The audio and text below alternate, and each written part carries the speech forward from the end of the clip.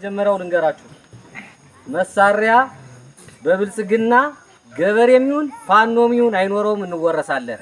ያዙ ሁሉም ጠገዴ ላይ አዴት ላይ ተደርጓል። ምነግራችሁ ትክክለኛው ጠገዴም ነበር ነኝ የዞርነ እያስተማርነ ነው። ህዝብን ወደ አንድ ማምጣት አለብን ብለን አሁን ጎጃም እየተፋለመን ያለ ሰሙታላችሁ። ወሎ እየተፋለመ ነው።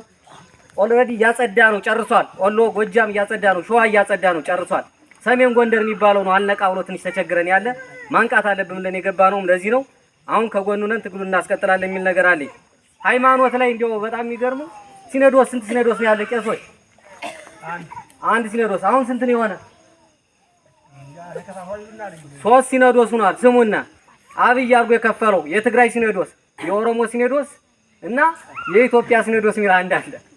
3 ሲኖዶስ አለ ኢትዮጵያ። እንግዲህ አንድ ሲኖዶስ አንዲት ኦርቶዶክስ ተዋህዶ ላይ 3 ሲኖዶስ ምን ሊመጣ ነው? ሌላ ላይ ታ3 ከፍሎታል። ይህን ያዙ።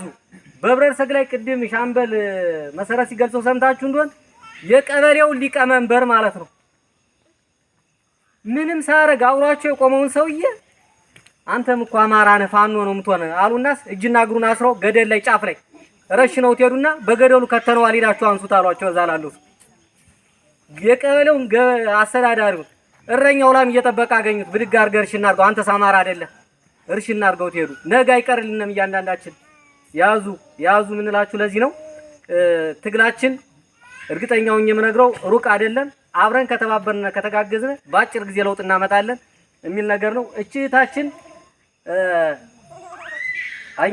አትጠገብ ትባላለች። ያው እኛ ጋር ተቀላቅላለች። እኛ ድሮ ተማሪ ያለው እኔ ገጠር ልጅ ነኝና ወላጆችም ሰጡነን ዱባም ሪፋውንም ለቆሎ ቋጥረን እንሄዳለን። ያን ይዘን ስንማር